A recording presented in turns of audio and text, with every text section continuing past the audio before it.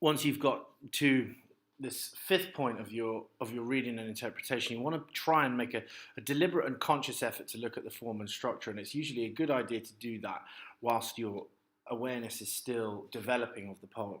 And also it reminds you not to conclude with a kind of form and structure paragraph kind of tacked onto the end of a commentary. You want to use form and structure analysis within the body of your commentary. So one thing that's worth looking at, first of all, we've got 4 separate points to make about the form and structure. And when we say the form and structure, we mean generally, if you think of a poem like a house, you know, the finished house is its form, the form that it takes when it is complete. The structure are any of the parts of the building, you know, the walls, the bricks, the doors of the house that make up the finished form. So elements of structure are parts of its kind of physical and sound composition. So anything to do with its physical layout, its rhythmic patterns, its line lengths, its sequence of events, the orders of lines, the stanza structures, all of those features are features of structure that give the poem its final form. So the form of this opens with a single line, a single word line that gives us the sense of, I think, someone calling, morning as a wake-up call, which functions, I think, to remind us of the absent presence in this person's life. You know, he is imagining effectively the sort of intimacy that someone calling morning would create because he's imagining it in his homeland. And so that positive connotation, I think, is because it is inside his memory, inside his imagination. The second point that we want to make is about the rhythm, the patterns of rhythm in this poem, which are very varied, and that is part of what's called a free verse poem, a poem that uses very deliberately varied rhythmic patterns and line lengths and stanza lengths in order to deliberately mimic the rhythms of thought, rather than fitting the shape of thoughts to a poetic form like a kind of sonnet, something very rigid. So this is an extremely open free verse poem, you know, so free that there's no punctuation in it at all.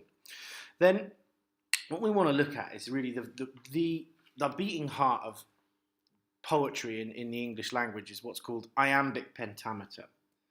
Iambic pentameter is made up of iambs, which are simply an unstressed syllable followed by a stressed one. And this gives the words they're very steady, almost heartbeat-like pace, da-dum, de-dum, de-dum, de-dum. Iambic pentameter just means a rhythm that is made up of 5 iambs, so 5 of these in total to give you a total of 10 syllables, because an iamb is 2 syllables, an unstressed one followed by a stressed. And this, you have to see, this is the line of the most famous, most sort of esteemed historical poems in the British language. It's the line of epic poetry. It's the lines used in sonnets and rhyming couplets. The most famous historical poems are written in this meter. And so generally you will find that poets will use it on purpose to suggest various different ideas about form, about order, about tradition, about rigidity. And they will diverge from it on purpose in free verse poems like this one in order to make various suggestive points about whatever it is they're expressing at those moments. A famous line that uses iambic pentameter is this one: "Shall I compare thee to a summer's day?" This famous line from Shakespeare's sonnet uses this exact rhythm. "Shall I compare thee to a summer's day?" It has this unstressed followed by stressed syllable, and this is the way that we score this when we're looking at rhythm in poetry. And what you'll see is that she doesn't use iambic pentameter, Grace Nichols, in this particular poem, but she does use some iambic verse right at the end. "His crumpled pillow waves, island man heaves himself another London day." Particularly in this final line, this is the only one that is very strictly iambic, but the stress patterns in this final line are much more regularly iambic. So they follow this stress pattern than much of the rest of the poem. What we're looking for then is the content of these lines, say, in comparison to other moments in the poem that don't use this and actively try to disrupt this rhythm. And what we see here are these 3 lines, I think. "And fishermen pushing out to sea, the sun surfacing defiantly." What you'll see is that generally these words put the stress right at the beginning. Fisherman pushing, surfacing defiantly. That then is called a trochaic meter.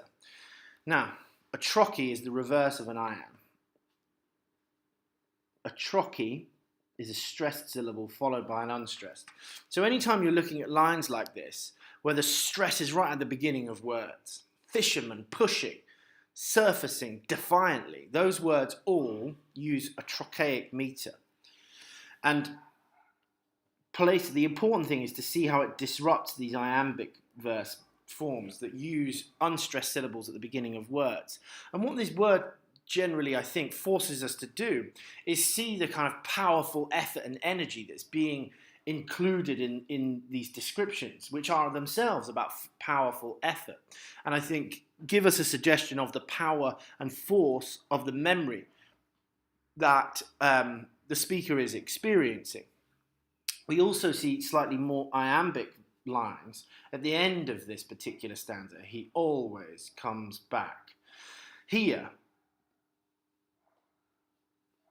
other than this blank space here, this opening begins iambically. So the changes between this section here, where we've got the vivid power and energy of the recollection, fisherman pushing, surfacing defiantly, shifting to these bottom lines. His crumpled pillow waves, island man heaves himself, another London day. This line particularly has a very heavy iambic rhythm to it that I think deliberately creates a sense of predictable, repetitive, almost sort of everyday rhythm.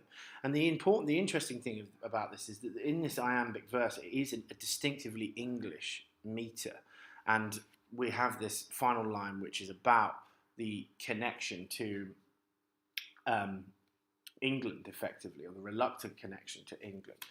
So we've got these separate points here about the variations in rhythm and the way that they relate to the content. In this section, fisherman pushing, surfacing defiantly, and this bottom section, another London day. Then the third point I think we would want to make about the form, these isolated lines, as this is a free verse poem, we can do this. You can have lines spread out across the page. Groggily, groggily to surge of wheels. So we have this, the connotations of both of these lines are about the grim reminders of reality. And they quite literally draw the poem out of shape. They almost drag it into this disoriented kind of physical mess that in many ways I think captures the sense of the speaker's disorientation. That we have these lines that are about the return to reality. The surge of wheels is what he can hear on the motorway. And then he feels groggily. These isolated lines, I think, draw the poem out of shape in order to deliberately suggest that the speaker is has been disturbed emotionally and physically by his return to reality. So there's 3 points then that we have. The isolated line at the opening, the variations between trochaic and iambic meter in the poem, between fisherman pushing, surfacing defiantly, another London day, and then finally the third point about these isolated lines on the visual form of the page that function as visual reminders of the shift back to reality and show us the disorienting effects of that shift back to reality.